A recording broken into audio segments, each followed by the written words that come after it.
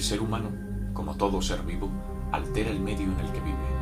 Su existencia deja una huella en su entorno. Sin embargo, la adaptabilidad del ser humano consiste en transformar cuanto le rodea para moldarlo a sí mismo.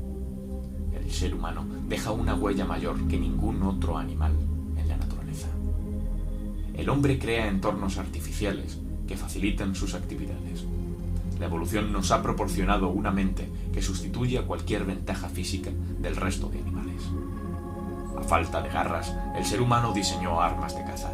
Nos enfrentamos a cualquier clima sin importar las complicaciones y conquistamos, siendo mamíferos bípedos, el mar y el aire. La inteligencia, el recurso más preeminente del ser humano, es su única arma contra la supervivencia. Pero, ¿cómo llegamos a esta capacidad para moldear nuestro entorno físico?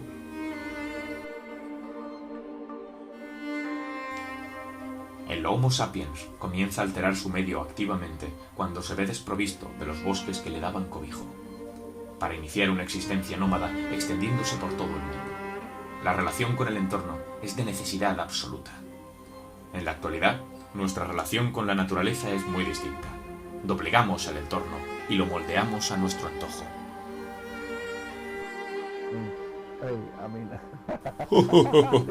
Claro que sí. Ahora la atiendo, señor Alan. Disculpad, tiene un problemilla con el velociraptor. Sí, es en el Paleolítico donde encontramos los primeros restos que demuestran que el ser humano necesita instintivamente intervenir en el entorno, pero al inicio se trata solo de un propósito ritual y mágico. Stonehenge es un buen ejemplo de la creación artificial de un entorno de conexión espiritual entre el hombre y el medio. Una singularidad del terreno que no responde a ninguna necesidad biológica. No será hasta asentarse en ciudades estables y permanentes en el Neolítico, eones después, cuando el ser humano altera activamente las circunstancias en las que vive para moldarlas a su vida diaria. La transformación de las sociedades humanas trae consigo un cambio en la relación con su entorno. Sus inquietudes creativas también irán refinándose a medida que su dependencia de la naturaleza se reduzca. Bien sea físicamente, construyendo ciudades, disponiendo el campo en parcelas y cultivos, erigiendo templos y monumentos, o bien sea virtualmente. Las artes pictóricas se sustentan inicialmente en la recreación de un entorno natural. La pintura va a ser, por tanto, otra dimensión en la que el ser humano va a representar su entorno, en este caso de un modo virtual e indirecto, y normalmente con un propósito ornamental, como por ejemplo ocurría en el Renacimiento, donde los paisajes eran simples contenedores de un motivo heroico o religioso. Es en el romanticismo cuando la naturaleza vuelve a colocarse en el punto de mira del artista, cuando éste trata de verter sobre la naturaleza todas sus emociones y sentimientos y expresar su mundo interior a través de aquello que por entonces era la idealización de la propia libertad. La revolución industrial cambiará para siempre el entorno físico del ser humano y, por lo tanto, nuestra relación con la naturaleza.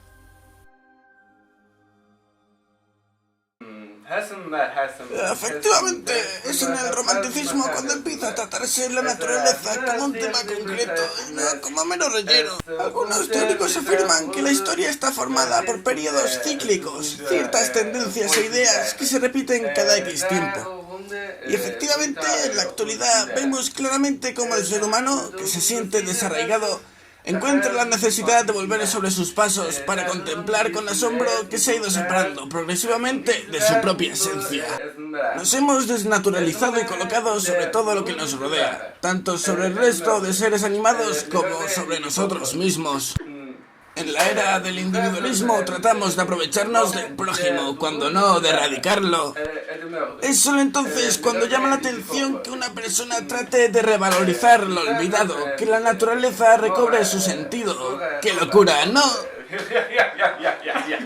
Sin embargo, el sentido artístico que tenía el paisaje y la naturaleza en el romanticismo dista mucho del que le otorgamos hoy día.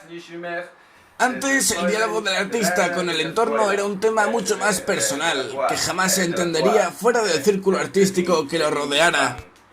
Era un recurso que expresaba la nostalgia por la cultura perdida y olvidada. Hoy, en cambio, es precisamente ese diálogo el punto de interés de la obra. El artista hace partícipe al público de la relación tan íntima que podemos y no debemos entablar con el mundo. Es en este contexto donde encontramos el concepto de land art. Podemos definir este tipo de obra como aquella que integra distintos elementos del entorno en un espacio por el que se transita, obligando al espectador a interactuar con ella. Uno de los pioneros en el tema fue Robert Smithson, cuya obra más conocida es El muelle en espiral, una de las más representativas de la corriente. La repercusión que tuvo fue posiblemente uno de los alicientes que alentarían a otros artistas a utilizar su obra como un medio para concienciar al mundo de lo necesario de ese regreso a nuestros orígenes que comentábamos. Otros artistas reconocidos son Walter de María con su campo de rayos o Andy Goldsworthy con sus numerosas semillas y muros. En el panorama actual reconocemos a Glaurung Sánchez como uno de los creadores con mayor renombre en el campo. Cuentan algunas leyendas que el ser humano proviene de la Tierra, y cuando muere, vuelve a la misma. Al fin y al cabo, son solo leyendas, pero ¿qué costaría hacerles realidad dentro de nosotros? A veces me gustaría pensar que solo somos eso, partes de un todo, del paisaje, y que solo el tiempo nos acaricia con su suave brisa hasta que fundimos con la naturaleza.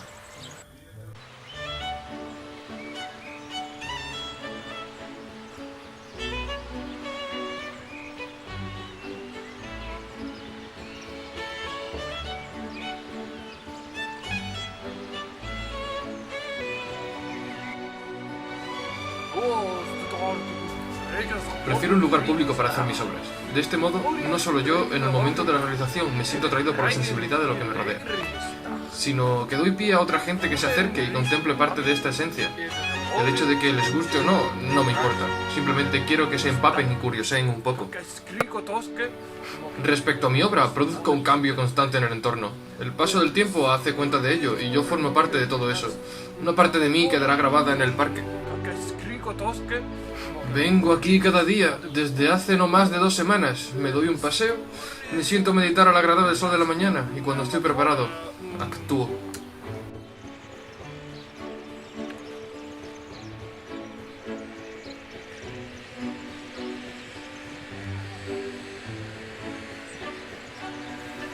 Siento el contacto con la naturaleza. La toco, la huelo, la escucho. Me da la sensación de que es mi momento, el de nadie más. Soy dueño de mí y de lo que me rodea, solo por un instante, pero es suficiente. Soy libre.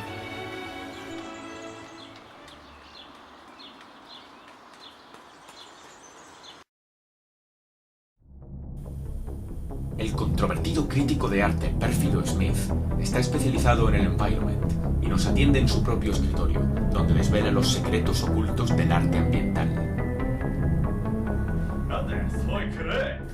Buenas, soy Pérfido Smith. Me pillabais leyendo mi último libro. Es la 4ª vez que lo leo. Todos deberíais comprarlo, es buenísimo. Pero hablemos del land art. Esta corriente artística explora los retazos de esa cultura chamánica que aún queda en nuestros adentros. Los artistas abandonan la colmena humana para tratar de encontrar respuestas en la naturaleza. Aquello que nos dio cobijo y que ahora merma bajo nuestro egoísmo descontrolado. El ser humano puede llegar a ser tan intenso que desequilibra la balanza. Quizás el land art y las obras ambientales traten de buscar ese equilibrio que hemos perdido. O quizás busquen solo un momento de perfecta coordinación entre el hombre y la naturaleza, sin importar lo que venga después. Smithson es arrogante. Considera que su experiencia sensorial con la naturaleza merece ser labrada en la tierra. El formato es forzado, demasiado grande para que lo considere honesto. Habla por todos nosotros como si diese por hecho que su sensibilidad merece la magnitud de la maquinaria. La belleza de sus entornos es, sin embargo, abrumadora. Sin embargo, Goldsworthy es humilde. Es un poeta. Hay más verdad en esos segundos de perfecta armonía, en esa coreografía imposible de materia, lugar y voluntad humana sensible, que en muchas galerías pomposas, y desde luego que en las bocas de muchos que se creen sabios. Glaurung es un charlatán escatológico, aunque hay algo de ritmo en su discurso. Además, tiene un pelazo.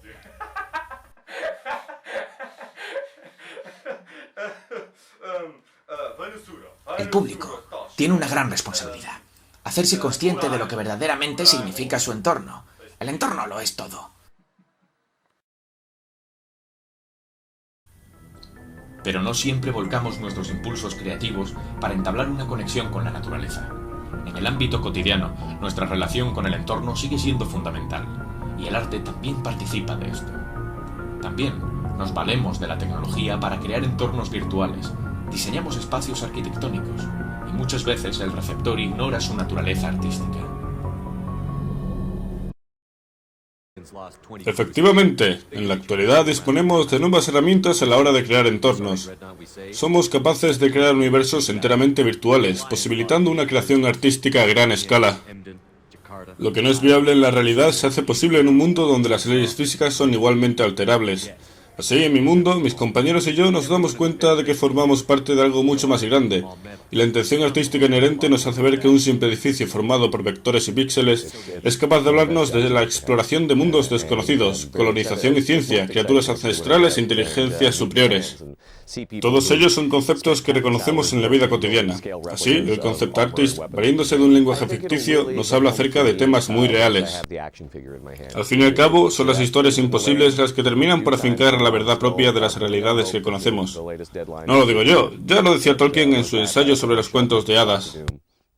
En fin, lo que quiero decir es que un mundo virtual no es menos real por el hecho de no ser tangible. Lo que cuenta, al fin y al cabo, es que se ha construido un contexto y un mundo con el que se puede interactuar, y sigue existiendo un diálogo entre creador y público. Las ideas confluyen de la misma manera entre entorno e individuo, tanto en mi mundo como en el que llamáis real. Sí, el environment no solo se trata de la obra de arte concreta, sino del espacio en sí. La arquitectura es una forma de disponer el espacio que nos rodea, y puede tener toda clase de propósitos. Puede ser meramente un espacio cotidiano como nuestra casa o una tienda. Pero el ser humano va más allá de lo meramente funcional. La arquitectura religiosa está inevitablemente ligada al intercambio espiritual entre el espacio y el humano. Hay mucho en los templos actuales de aquellas obras megalíticas de los albores de la civilización. Pero no solo en los templos encontramos una disposición direccional del espacio, sino que en el arte actual se juega con el espacio como un medio fundamental a la hora de transmitir ideas. El accionismo, la performance o los happenings se valen del espacio para interactuar con el espectador. Boyce, por ejemplo, con su bomba de miel, abrazó un edificio entero. O en los 7000 robles, que era verdaderamente un proyecto de urbanismo cimentado sobre inquietudes artísticas.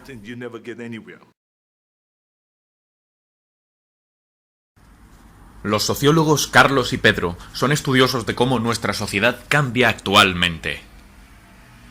Hay una clara transformación de nuestro concepto de espacio. Las tecnologías, nuestra forma de vivir, hacen que se multipliquen nuestras posibilidades perceptivas. Carlos, olvidas que eso es solo un cambio material. El ser humano, al fin y al cabo, tiene las mismas inquietudes que hace miles de años. No somos conscientes de la complejidad perceptiva de nuestros ancestros muchas veces.